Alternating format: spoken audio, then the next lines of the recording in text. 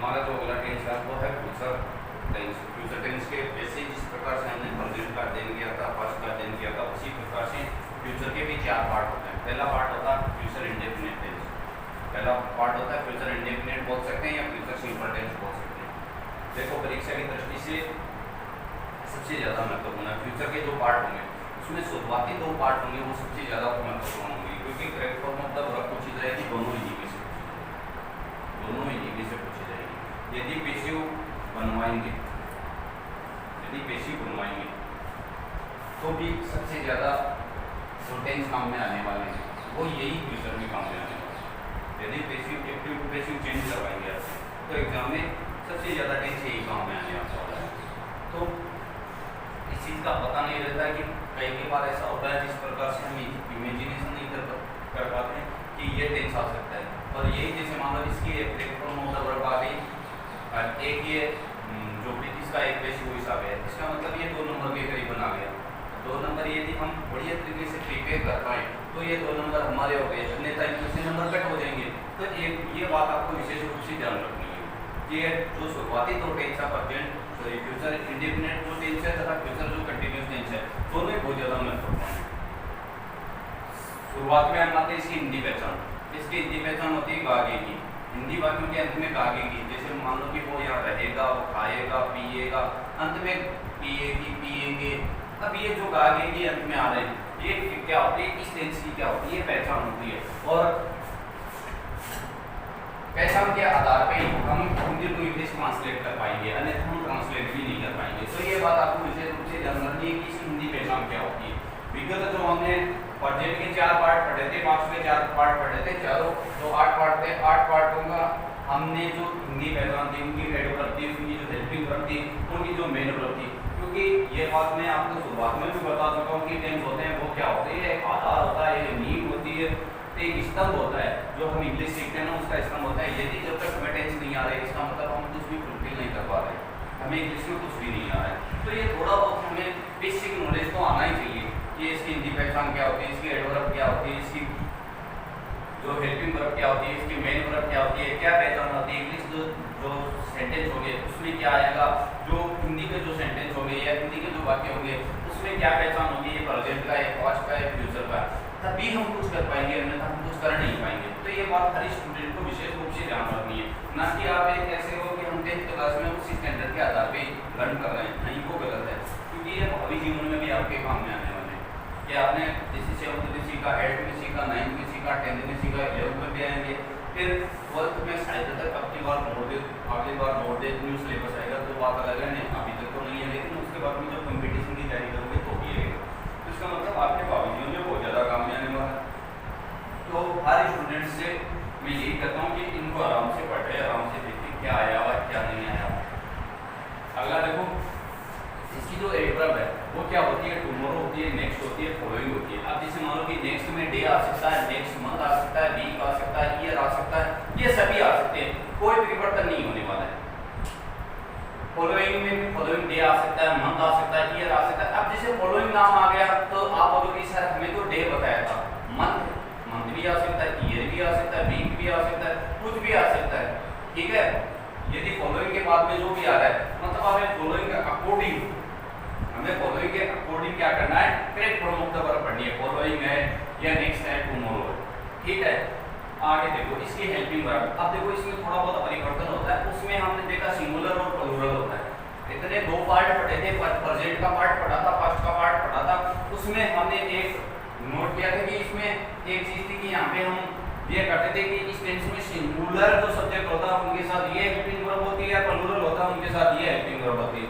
लेकिन इसमें देखो सबका अपवाद होता है, इसमें आई और वी जो सब्जेक्ट होते हैं या कर्ता होते हैं उनके साथ तो क्या किया जाता है, सेल हेल्पिंग वर्ब का प्रयोग किया जाता है। तो अन्य जो सब्जेक्ट है, अन्य जो कर्ता है उनके साथ इसका किया जाता है विल हेल्पिंग वर्ब या विल कर्ता का विल हेल्पिंग वर्ब का प्रयोग किया जाता है, अन्य जो करता है। और जो सब्जेक्ट आई और अर्थात वी आ रहा है, यदि जो हमारा सब्जेक्ट है वो आई और वी है तो हमें उसके साथ किसका प्रयोग करना है, सेल का। अब एक बात ध्यान में रखनी, यदि आप याद करो तो एक ही बात ध्यान में रखनी, आई और वी करता है तो सेल, बच गए उनके लिए याद ही नहीं करना आपको, बच गए उनके साथ तो बिल अपने आप ही आ जाएगा। आई और वी सब्जेक्ट आ गए तो हमें किसका प्रयोग करना, कौन सी हेल्पिंग वर्ब, जो सेल हेल्पिंग वर्ब है उसका प्रयोग करना। करना है, जो अन्य जो सब्जेक्ट्स हैं उनके साथ हमें भी हेल्पिंग वर्ब का प्रयोग करना है।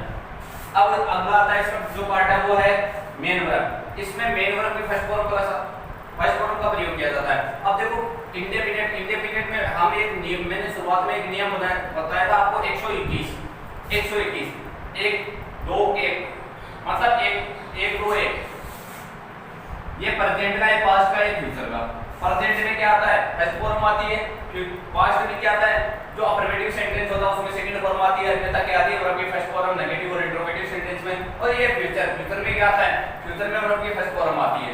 तो ये इस टेंस में क्या किया जाता है, वर्ब की फर्स्ट फॉर्म का प्रयोग किया जाता है। दोबारा देखो, इस टेंस में जो हिंदी पहचान होती है वो आगे की होती है, और जो इसकी एडवर्ब होती है टुमारो, नेक्स्ट और फॉलोइंग होती है। उसके बाद में हेल्पिंग वर्ब। इस टेंस में जो हेल्पिंग वर्ब है वो आई और वी यदि हमारे सब्जेक्ट आ रहे हैं तो हम कौन सी हेल्पिंग वर्ब का प्रयोग करेंगे, सेल हेल्पिंग वर्ब का प्रयोग करेंगे। अदर जो सब्जेक्ट्स आ रहे हैं, जैसे आई और वी को छोड़ के जो अदर सब्जेक्ट आ रहे हैं, वो चाहे सिंगुलर है, चाहे प्लूरल है, चाहे सिंगुलर नाउन आ रही है, प्लूरल नाउन आ रही है, चाहे यू आ रहा है, चाहे दे आ रहा है, चाहे शी आ रहा है, चाहे ही आ रहा है, इट आ रहा है, जो भी आ रहा है, आई और वी को छोड़ के यदि जो भी आएगा तो हम जो प्रेजेंट इंडेफिनिट टेंस होंगे उसमें किसका प्रयोग करेंगे, विल का प्रयोग करेंगे, विल हेल्पिंग वर्ब का प्रयोग करेंगे। और आई और वी यदि करता आएंगे या सब्जेक्ट आएंगे तो हम उसके साथ किसका प्रयोग करेंगे, सेल हेल्पिंग वर्ब का प्रयोग करेंगे। और इसकी जो अगला पार्ट है वो है मेन वर्ब। इसमें मेन वर्ब की फर्स्ट फॉर्म का प्रयोग किया जाता है। फ्यूचर इंडेफिनिट जो टेंस है उसमें वर्ब की फर्स्ट फॉर्म का ही प्रयोग किया जाता है, चाहे उसमें जैसे मान लो कि जो आपका सेंटेंस है वो अफर्मेटिव है, नेगेटिव है, इंट्रोगेटिव है, तीनों जो सेंटेंस है तीनों में किसका प्रयोग किया जाता है, वर्ब की फर्स्ट फॉर्म का प्रयोग किया जाता है।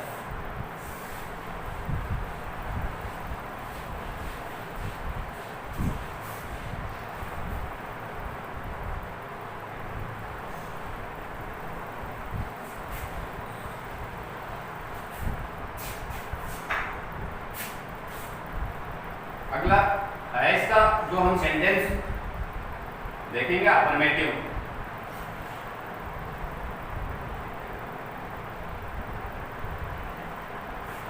अफर्मेटिव सेंटेंस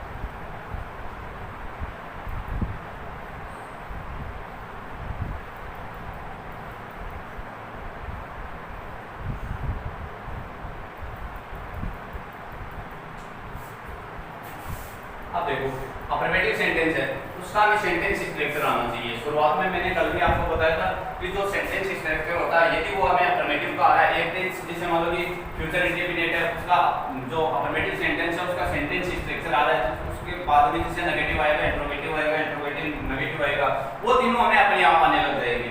क्योंकि इसके अफर्मेटिव सेंटेंस होता है, इसके शुरुआत में जो सेंटेंस स्ट्रक्चर होता है या पैटर्न होता है उसमें शुरुआत में आता सब्जेक्ट और उसके बाद में आता shall oblique will. Shall oblique will का मतलब है या तो सेल आएगा या विल आएगा, उसके बाद में वर्ब की फर्स्ट फॉर्म और उसके बाद में क्या आएगा, ऑब्जेक्ट आएगा। दोबारा देखो इसका जो सेंटेंस स्ट्रक्चर होगा या सेंटेंस पैटर्न होगा वो होगा शुरुआत में सब्जेक्ट आएगा, उसके बाद में shall oblique will, shall oblique will helping verb, या तो सेल आएगी या विल आएगी। यदि आई और वी करता है तो हम सेल का प्रयोग करेंगे, या अन्य जो सब्जेक्ट है तो उनके साथ हम किसका प्रयोग करेंगे, विल हेल्पिंग वर्ब का यूज करेंगे। और उसके बाद में वर्ब की फर्स्ट फॉर्म और अंत में क्या आ जाएगा, ऑब्जेक्ट आ जाएगा। शुरुआत में देखो हमने पहला सेंटेंस लिखा रम्मा खाना पकाएगी, रम्मा खाना पकाएगी, तो सब्जेक्ट क्या हो गया, रम्मा हो गया, सब्जेक्ट क्या हो गया, रम्मा हो गया। अब रम्मा क्या आई और वी में से तो है नहीं, आई और वी में से नहीं है तो फर्स्ट पर्सन प्रोनाउन नहीं है, तो बाकी जो सेकंड पर्सन और थर्ड पर्सन प्रोनाउन सबके साथ विल का प्रयोग किया जाता है, हमने विल का प्रयोग कर दिया, वर्ब की फर्स्ट फॉर्म लगा दी और ऑब्जेक्ट कोड लिख दिया। दोबारा देखो रम्मा खाना पकाएगी, इसमें सब्जेक्ट है रम्मा, तो हमने सब्जेक्ट के अकॉर्डिंग किया है, यहाँ पे सब्जेक्ट रख दिया। उसके बाद में सेल ऑब्लिक विल, या तो सेल रखेंगे या विल रखेंगे, तो यहाँ पे आई और वी करता होता तो हम सेल रख देते हैं, नहीं तो हम क्या रख दिया विल, और उसके बाद में वर्ब की फर्स्ट फॉर्म तो कुक, और ऑब्जेक्ट क्या हो गया, फूड हो गया।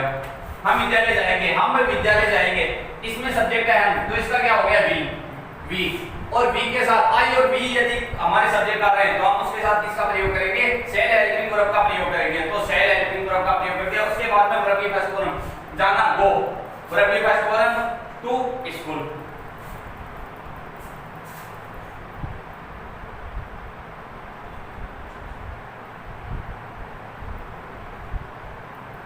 अगला हमारा नेगेटिव सेंटेंस, अगला है नेगेटिव सेंटेंस।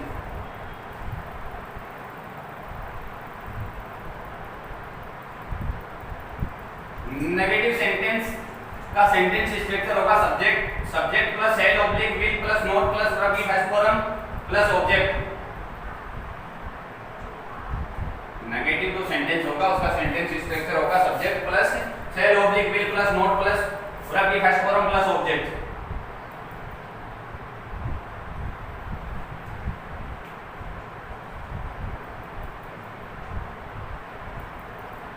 पहला हमारा सेंटेंस है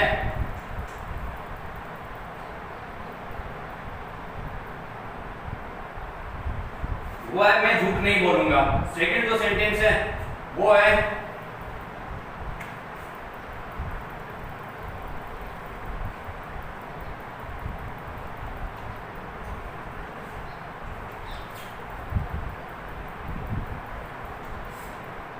तुम कार नहीं चलाओगे। अब देखो फर्स्ट जो सेंटेंस है मैं झूठ नहीं बोलूंगा, इसमें जो सब्जेक्ट हो गया वो आई, हमने जो सेंटेंस पैटर्न है या सेंटेंस स्ट्रक्चर है उसके अकॉर्डिंग सब्जेक्ट रख दिया, उसके बाद में सेल ऑब्जेक्ट विल, तो हम किसका प्रयोग करेंगे, आई के साथ हम सेल हेल्पिंग वर्ब का यूज कर देंगे। उसके बाद में नेगेटिव है तो नोट, बोलने को बोलते हैं वर्ब के फर्स्ट फॉर्म स्पीक, लाइक। अब देखो दोबारा देखो, मैं झूठ नहीं बोलूंगा, इसमें सब्जेक्ट था आई तो आई रख दिया। उसके बाद में आई और वी यदि सब्जेक्ट होते हैं तो हम सेल हेल्पिंग वर्ब का यूज करते हैं, तो हमने सेल हेल्पिंग वर्ब का यूज कर दिया। उसके बाद में नेगेटिव सेंटेंस है तो नोट का प्रयोग कर दिया, और उसके बाद में वर्ब की फर्स्ट फॉर्म जो स्पीक, स्पीक है नहीं बोलना तो स्पीक लिख दी, उसके बाद में ऑब्जेक्ट है तो लाइव लिख दिया। तुम कार नहीं चलाओगे तो यहाँ पे तुम यू, अब ये यू है आई और वी में से तो है नहीं, तो इसके साथ विल हेल्पिंग वर्ब का यूज होगा, विल नोट, कार चलाने को ड्राइव बोलते हैं, गाड़ी चलाने को ड्राइव है car.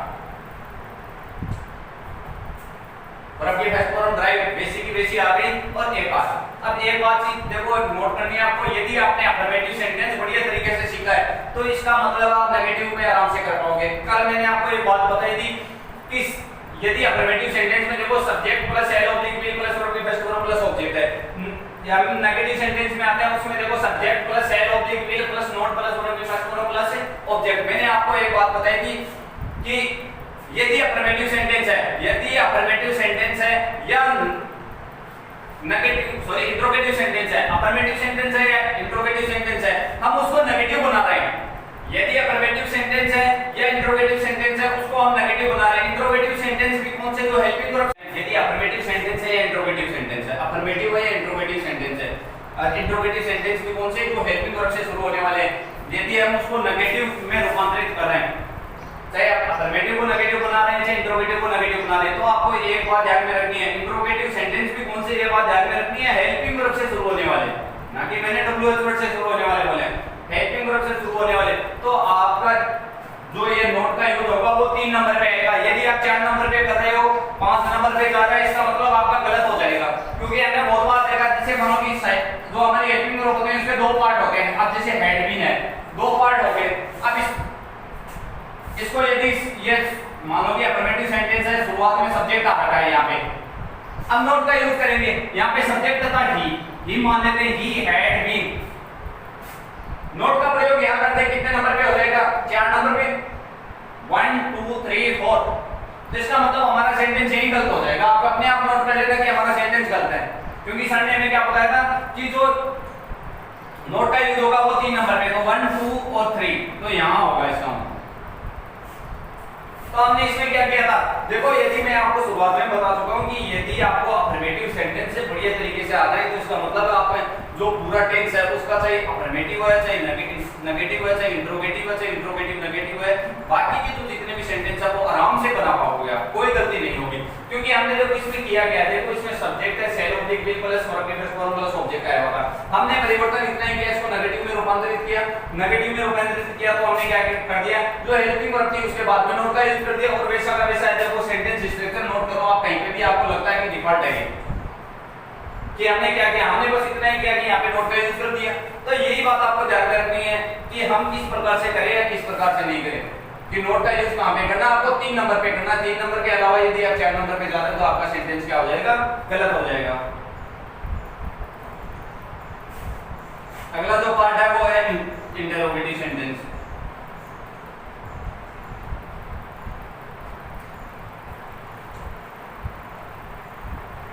Interrogative sentence, interrogative sentence में देखो शुरुआत में आता है, अभी इंट्रोगेटिव हो गया, इंट्रोगेटिव नाम आते ही हर स्टूडेंट को एक बात समझ जानी चाहिए कि यदि हम किसी भी टेंस में इंट्रोगेटिव सेंटेंस बना रहे हैं, इसका मतलब हेल्पिंग वर्ब है वो शुरुआत में आएगी, तभी वो इंट्रोगेटिव बनेगा। पर्सनवाचक वाक्य तभी बनेगा जब हेल्पिंग वर्ब है वो सेंटेंस के शुरुआत में आएगी।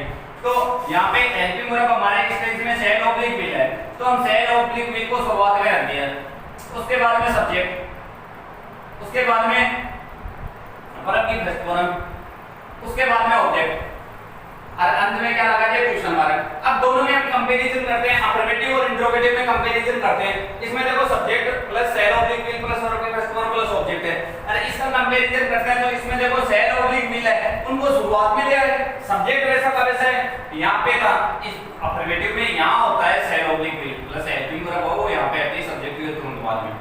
और इसमें हमने क्या किया, यहाँ से इस हेल्पिंग वर्ब को उठाया और सेंटेंस के शुरुआत में रख दिया, और वर्ब की फर्स्ट फॉर्म में ऑब्जेक्ट में क्वेश्चन मार्क बना दी। ठीक वैसा का वैसा, ये कोई परिवर्तन नहीं किया हमने, ज्यादा बस एक किया, तो हेल्पिंग वर्ब थी उसको सेंटेंस के शुरुआत में रख दी। तो हमें क्या आने लग गया, यदि ये आ रहा है तो इसका मतलब है जो इंट्रोगेटिव सेंटेंस है उसका सेंटेंस स्ट्रक्चर हम आराम से बना सकते हैं।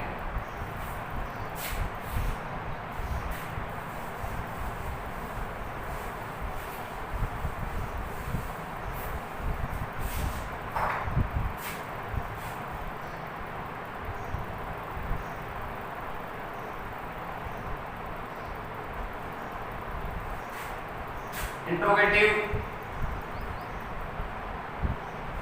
सेंटेंस का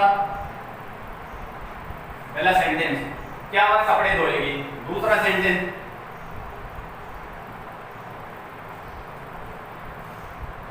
क्या हम गृह कार्य,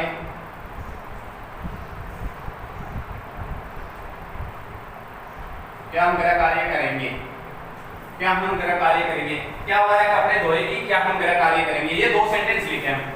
शुरुआत में देखो, इसमें देखो वह है, इसको सब्जेक्ट मानेंगे सी, वह कपड़े धोएगी तो सी है, तो सी के लिए shall oblique will, shall oblique will में से हम विल का प्रयोग करेंगे।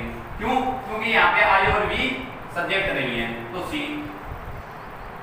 Wash clothes. क्या हम गृह कार्य करेंगे, तो यहाँ पे आ जाएगा सेल, क्योंकि यहाँ पे सब्जेक्ट क्या होगा, वी है।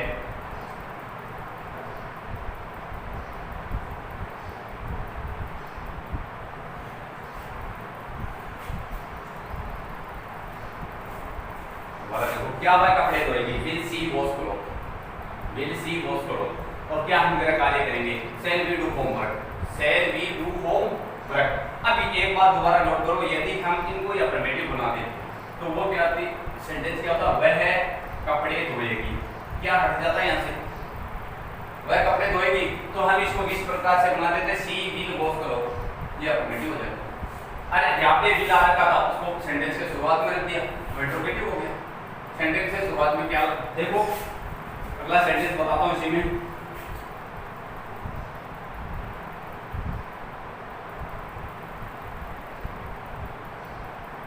वे खाना खाएंगे,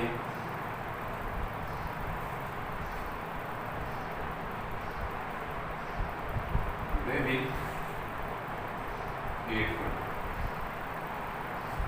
ये सेंटेंस है, ये अफर्मेटिव सेंटेंस है। इसको हम इंट्रोगेटिव बनाएंगे, इंट्रोगेटिव बनाएंगे तो सेंटेंस के शुरुआत में क्या लाना है, मैं क्या लाना है, क्या वे खाना खाएंगे, यहाँ पे क्वेश्चन मार्क हो जाएगा। ये हमने इसमें परिवर्तन किया, तो इसमें परिवर्तन क्या करना है, ये जो विल है वहां से यहां लगा देना है। यहाँ पे सेंटेंस के शुरुआत में विल दे, ये सेंटेंस बन जाएगा। यदि अगला जो इसका पार्ट है वो है negative interrogative sentence. Negative interrogative sentence वो देखो, उसमें अफर्मेटिव से हमने नेगेटिव बनाया था, अफर्मेटिव से नेगेटिव बनाया था, हमने अफर्मेटिव से नेगेटिव बनाया था, जो किया था वो इंट्रोगेटिव से नेगेटिव बना रहे तो वही काम अब करना है। देखो इसका जो इंट्रोगेटिव का सेंटेंस स्ट्रक्चर है वो shall oblique will plus subject plus verb की फर्स्ट फॉर्म प्लस ऑब्जेक्ट है। अंत में क्वेश्चन मार्क आ रखा है, हमें क्या करना है, नोट का यूज करना, तभी तो नेगेटिव होगा। नोट का यूज करेंगे तभी तो नेगेटिव होगा। तो शुरुआत में हेल्पिंग वर्ब आ गई, उसके बाद में सब्जेक्ट आ गया, क्योंकि ये नेगेटिव इंट्रोगेटिव, इंट्रोगेटिव तो रहेगा ही, नेगेटिव और बनाना है इसके साथ में। तो शैल ऑब्लिक विल ये हेल्पिंग वर्ब हो गई, इसके बाद में सब्जेक्ट, तो मतलब ये देखो ऑब्लिक लगा हुआ है, या तो शैल या विल, तो एक हो गया, ये सब्जेक्ट हो गया, दो हो गए, और उसके बाद में प्लस नोट का प्रयोग कर दो यहाँ पे, ये तीन हो गए, बाकी का यहाँ पे प्लस वर्ब की first form plus object plus question mark, वैसा का वैसा ही रह जाएगा। क्योंकि 3 नंबर पे हमें क्या करना है, नोट का प्रयोग। यदि हम इसको बनाए, क्या हुआ है, कपड़े, क्या हुआ है, कपड़े नहीं धोएगी, नेगेटिव इंट्रोगेटिव सेंटेंस है, क्या हुआ, कपड़े नहीं धोएगी, तो हम इसको किस प्रकार से बनाएंगे, विल सी, यहाँ पे नोट का प्रयोग हो जाएगा 3 नंबर में, नोट को स्क्रॉल। यदि इसको बनाए, क्या हम गृह कार्य करेंगे, क्या हम गृह कार्य करेंगे, तो क्या हम गृह कार्य नहीं करेंगे, ये नेगेटिव इंट्रोगेटिव सेंटेंस हो गया, क्या हम गृह कार्य नहीं करेंगे, तो हम किस प्रकार से बनाएंगे, शुरुआत में जो आएगी हेल्पिंग वर्ब वो आ गई से, उसके बाद में वी, और उसके बाद में आ जाएगा नॉट, और ये हो गए मेन वर्ब डू, होमवर्क। यदि आपको किसी भी टेंस का अफर्मेटिव सेंटेंस का सेंटेंस स्ट्रक्चर आ रहा है प्लस आप उसको रूपांतरित कर पा रहे हो, तो आप क्या कर दोगे, चाहे नेगेटिव आ रहा है, चाहे इंट्रोगेटिव आ रहा है, चाहे इंट्रोगेटिव नेगेटिव आ रहा है, तीनों सेंटेंस को आप भली भांति कर पाओगे। अन्यथा क्या होगा, आप इनको फिलअप भी नहीं कर पाओगे।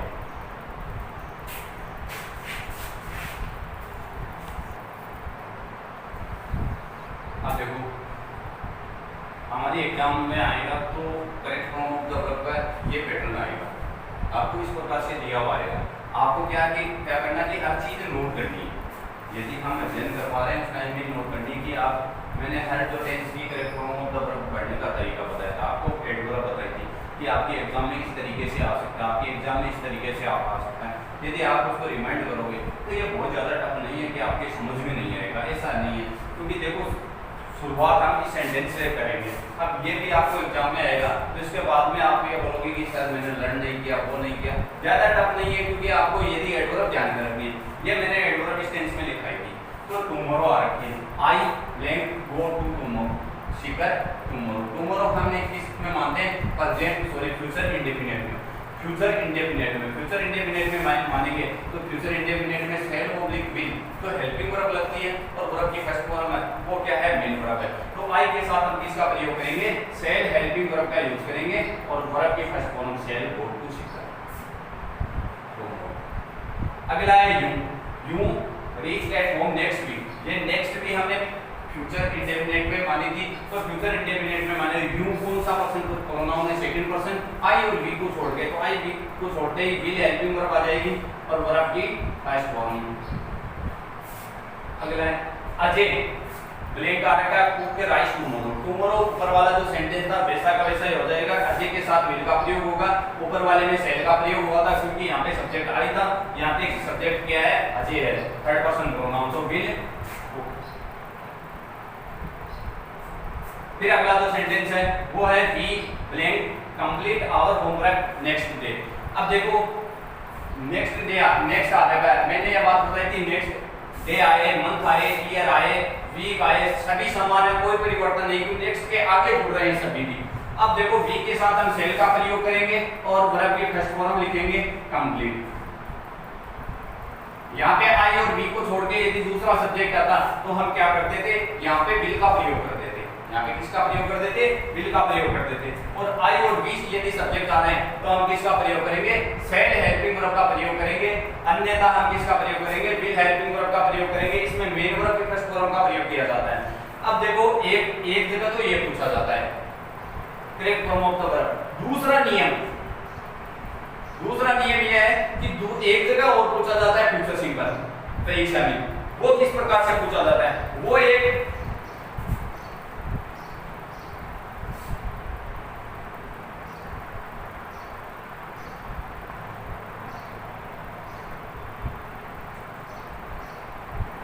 वो है प्रोबेबल कंडीशन।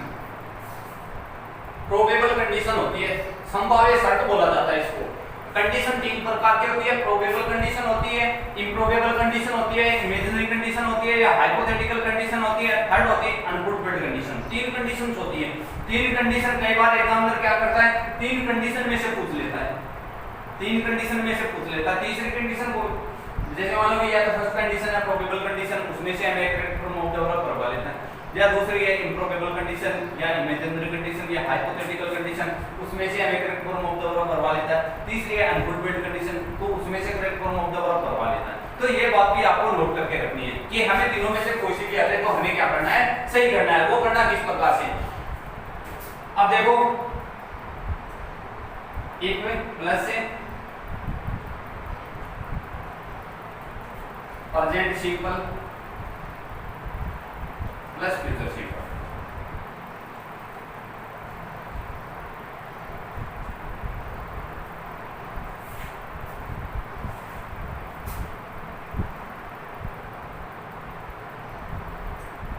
एक तो पैटर्न यह रहता है, दूसरा पैटर्न यह रहता है फ्यूचर सिंपल या फ्यूचर इंडिपेंडेंट, दोनों एक ही मान लेना। प्लस एक में प्लस है प्रेजेंट सिंपल। ऐसा जो सेंटेंस आएगा इफ वाला क्लोज आएगा, इफ या unless, u n l e double s, दोनों एक ही है। या इफ का प्रयोग है चाहे अनलेस का प्रयोग है, दोनों अलग अलग नहीं है, दोनों समान है। यदि इस प्रकार से आएगा, आपके पैटर्न इस प्रकार से आएगा, तो आपको कोई भी एडवर्ब नहीं दी हुई आएगी। अब आपको विवेक के आधार पे काम करना है, ना तो आपके पास एडवर्ब है ना कोई बात है। अब देखो वो उस टाइम में हम इस प्रकार से करेंगे। देखो मैं आपको एग्जांपल समझाता हूं।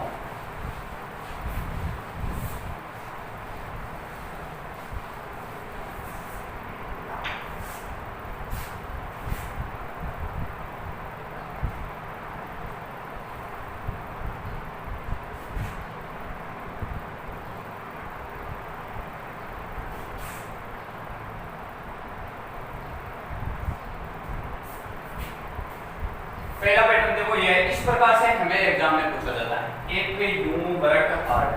अब देखो बहुत ज्यादा स्टूडेंट के कंफ्यूजन की स्थिति पैदा कैसे हो जाती है, आते हुए भी गलत कर देते हैं। वो किस प्रकार से, अब देखो स्टूडेंट यहाँ पे आएगा एक यूं बरट हार्ट, ये वर्ब का वर्ब की फर्स्ट फॉर्म है, तो स्टूडेंट दिमाग लगाएंगे वर्ब की फर्स्ट फॉर्म है कौन सा टेंस होगा, कि अफर्मेटिव सेंटेंस है, पास्ट तो हो नहीं सकता क्योंकि उसमें तो अफर्मेटिव सेंटेंस में वर्ब की सेकंड फॉर्म आती है।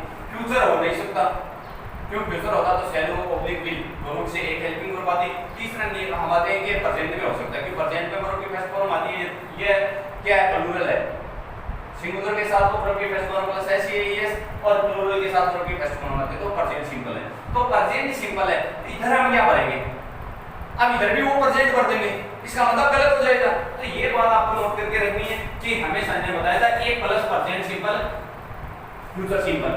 यहाँ पे क्या आएगा, फ्यूचर सिंपल। यू आई और वी तो है नहीं, आई और वी होता तो शेल पढ़ देते, अन्यथा हम किसका प्रयोग कर देंगे, ये फिर पास में एक इस तरीके से पूछा जाता है। ये देखो हमारा पैटर्न देख लो, पैटर्न के अकॉर्डिंग हमारा जो सेंटेंस है पैटर्न को फॉलो कर रहा है। इफ आ रहा है, प्रेजेंट सिंपल आ रहा है, देखो प्रेजेंट सिंपल यू के साथ वर्ब की फर्स्ट फॉर्म आ रखी है।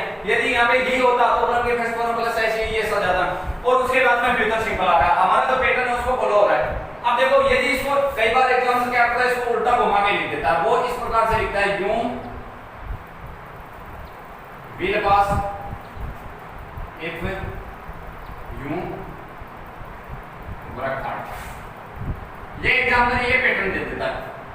दोनों में से कोई सा भी पैटर्न दिया हो तो आपको ध्यान में रखना है कि इफ और अनलेस वाला जो भी क्लोज आ रहा है उसमें इफ के तुरंत बाद वाला जो सेंटेंस होगा वो सदा ही प्रेजेंट इंडेफिनिट या प्रेजेंट सिंपल का आएगा, और दूसरा सेंटेंस है वो फ्यूचर सिंपल या फ्यूचर इंडेफिनिट का आएगा। अब इसमें देखो ना तो हमारे पास कोई एडवर्ब आई हुई, उसके बावजूद भी फ्यूचर सिंपल का रखा है। ये क्या है, प्रोबेबल कंडीशन है। ये बात सारे स्टूडेंट को ध्यान में रखनी है कि यदि प्रोबेबल कंडीशन आ रही है तो प्रोबेबल कंडीशन में यदि हमारे एक सेंटेंस है, इसके तुरंत बाद वाला क्लोज है, इफ के तुरंत बाद वाला क्लोज है वो सदाई किसका आता है, प्रेजेंट इंडेफिनिट का आता है। और जो इफ से पहले आता है या प्रेजेंट इंडेफिनिट के बाद वाला क्लोज आता है वो फ्यूचर इंडेफिनिट का आता है। दूसरा सेंटेंस देखो,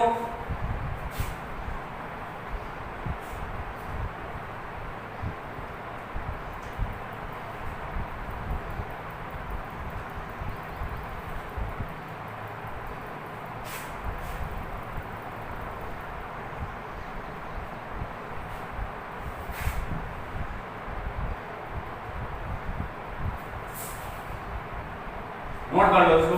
एक पे शी रन्स फास्ट। अब यहाँ पे देखो शी या को सिंगुलर आया हुआ है, तो सिंगुलर के साथ हम क्या करेंगे, प्रेजेंट इंडेफिनिट में वर्ब की फर्स्ट फॉर्म प्लस एस इसका यूज करेंगे, तो रन्स फास्ट। उसके बाद में अगला जो सेंटेंस होगा वो किसका होगा, फ्यूचर इंडेफिनिट का। तो यहाँ पे शी क्या है, थर्ड पर्सन प्रोनाउन आई और बी होगा तो सेल का प्रयोग करते हैं, और अन्यथा हम किसका प्रयोग करेंगे, विल का, विल केस दैट टाइम।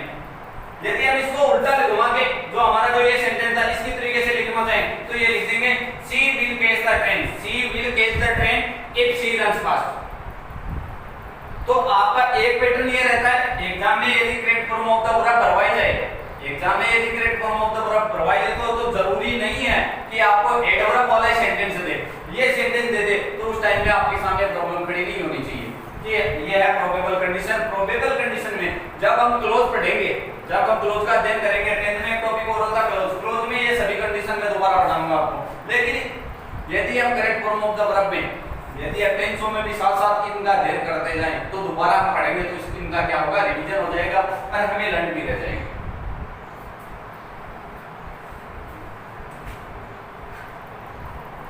इनको साथ साथ में इनकी प्रिपरेशन करनी है। प्रिपरेशन किस प्रकार से करनी है कि आप हिंदी को इंग्लिश ट्रांसलेट करें, तभी हम ये मान पाएंगे कि ये इस टेंस को हमने कितना सीखा है, कितना हमें आने लगे है। अन्यथा तो हम जैसे मान लीजिए यहाँ पे जो आप वीडियो में देखोगे उसके बाद में इन चीज़ों को छोड़ दोगे तो वो क्या हो जाएगा, आपका गलत हो जाएगा।